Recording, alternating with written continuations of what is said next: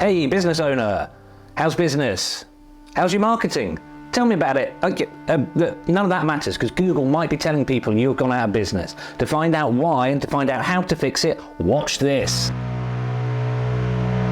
My name's Andrew Laws and you're listening to the Business Amplifier podcast. No more marketing distortion. Before we set up this whole video, I want you to think about something.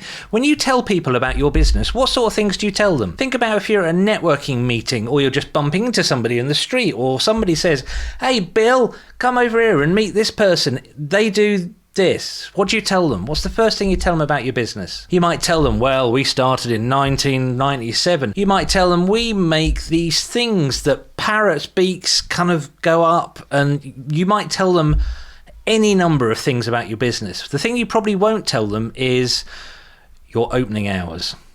Okay, that might seem strange as something for someone to learn about the first thing they find out about your company, but seriously, your opening hours, they are important, and I'm going to tell you why. And guess what? I'm going to tell you why with a little story. About a year ago, I bought something very expensive. It was a guitar pedal. I mean, it might look like all the other guitar pedals, but this was a very special guitar pedal. Very special. And it got delivered, and I got an email saying your fancy guitar pedal has been delivered, but I didn't have my fancy guitar pedal. So what had happened? So I looked at the tracking code, and it turns out my guitar pedal had been delivered to my old business premises that I hadn't been in for years and years. I'll admit now, it's my fault. I'm an idiot. I don't try and claim to be anything else often, but I'd clearly had it shipped to the wrong place. But it said that somebody had signed for it. So being the super sleuth that I am, I went and looked to find out who's in my old premises. Looked it up, found the name of the company. Brilliant. They're in the yellow pages or something. They're real. They exist. They have my pedal. Ah, happy days. I searched for them on Google. Company name came up. Google Knowledge Graph came up. That funky little box on the side that gives you information about companies. And guess what? In red alarming text, it said permanently closed. And I thought, oh great, where's my pedal? And I thought, well, maybe the courier's just chucked it in a ditch. So I drove all the 3 miles over to where my old office was, and you know what I found when I got there? I found a fully functioning, bustling, busy business. This business wasn't permanently closed. Why was Google telling people this business was permanently closed? I walked in, I made small talk, and I said, hey, you got my pedal? Hey, that's great. And they were like, we don't care who you are, which is fair. And I said, you do know that if people Google the name of your business, Google's telling them that you're permanently closed. You've gone bust, kabuki, you no longer exist. And they said, yeah, someone told us about that. And I said, it's so easy to fix. And they said, yeah, as the door closed in my face. And as I drove home, I thought, this is nuts. Google are telling everyone they've gone bust. Sure, they'll have repeat customers. They'll have people who come and buy from them again and again and again and again and again. Oops, sign language again. But people using Google to find out information about that company are going to stop dead.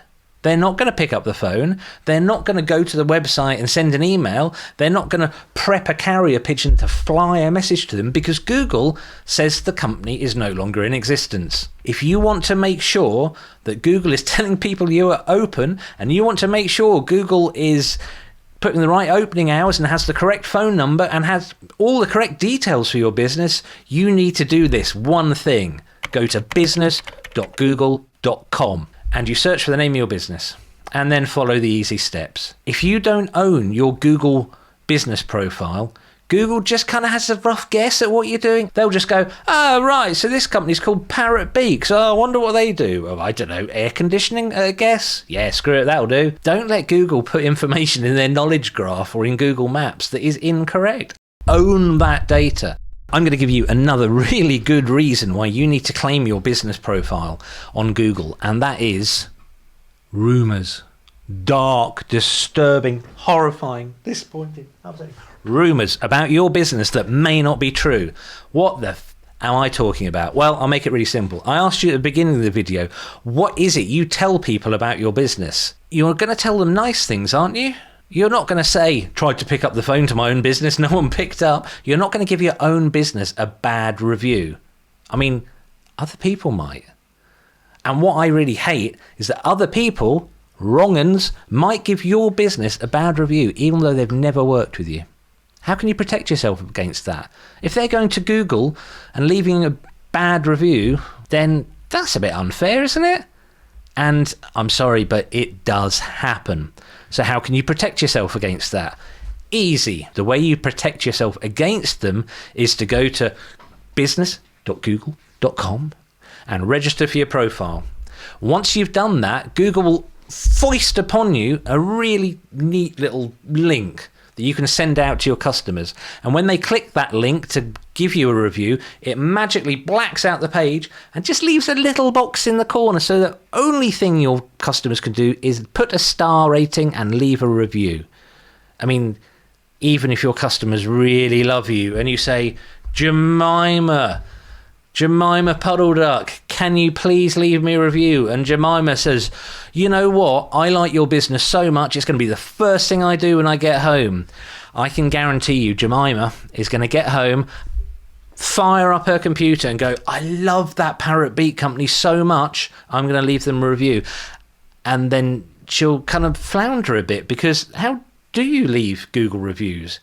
I mean, if you're a business owner in marketing and you're watching this and you're not sure how to do that, then what do you think your clients and your customers think? The way around that is to send Jemima, hey Jemima, I'm going to send you an email and I'd like you to click that link, and as a personal favour to me, please leave a review. Certainly, I will. I love your Parrot Beak air conditioning company. I'll do that right now. Because while you can't stop bad reviews, you can overwhelm them with good reviews. There might be a bunch of idiots out there in the world, little keyboard warriors whizzing around the internet, leaving terrible reviews for places they've never been and products they've never purchased. But we're better than that. We can use the might and the power of good to overrule them. And we do that by getting lots of reviews. There are a few other neat ways to try and get more reviews. We print up little review cards for some of our customers that just have the name of the company and a redirect URL, so like a 301. I'm not going to get too technical because we don't do that on this podcast. But for example, it might be parrotbeakpolish.com/reviews. So the card has the name of the company, Parrot Beak Polish. Oh, why did I choose that? It has a special review URL that redirects to that super special review URL that Google's given you, and then just the word thank you. It's very deliberately not a business card. You're giving this to people and you're saying, as a personal favour from me, would you please mind leaving a review? Now, you might have noticed that a couple of times there I said, when handing over the card or when asking for a review or when emailing somebody a review, you say, would you mind doing me a personal favour? That language is quite important, because if you're like, would you leave a review? Here's a card.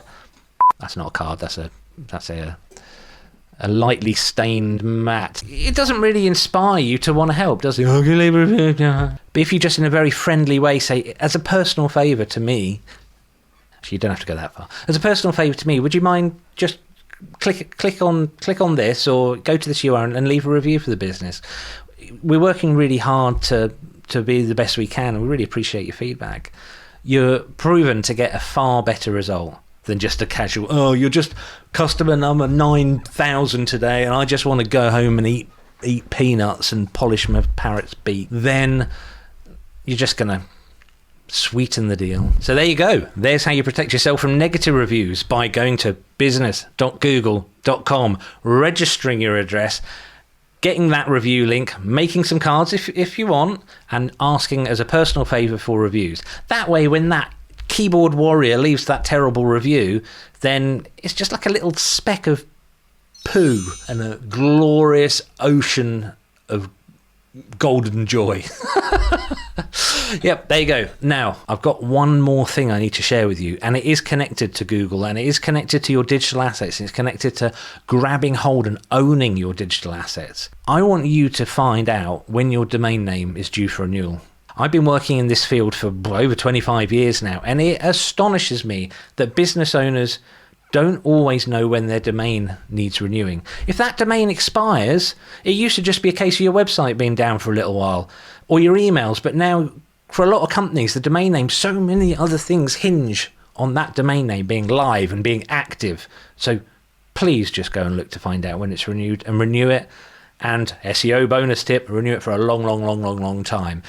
Google looks on domains with long registration periods as being a little more trustworthy, we think. It's one of those kind of slightly creative headwear, tinfoil hat, Google SEO things that we think they like it, but do it. Why wouldn't you? Unless your business is deliberately fly-by-night and you don't intend on sticking around, then why wouldn't you register your domain name for a long time? And final tip for today, while you're renewing your domain, switch on two-factor authentication. You know that annoying thing where you have to get a text message or get a code in order to log into a website? Wherever you've got your domain name registered, please, sign language again, please make sure you have set up two-factor authentication. Your domain name is the linchpin of so many parts of your business, not just the marketing, not just communications. It runs deep. So there is today's episode. I hope this has been informative, interesting and exciting. I'm just going to sit perfectly still for a little while various boxes for subscribing and looking at other videos pop up, and I'm not going to make it entertaining because I really want you to click on those things, but I am going to say thank you for watching. Please like, please subscribe and tell your mum.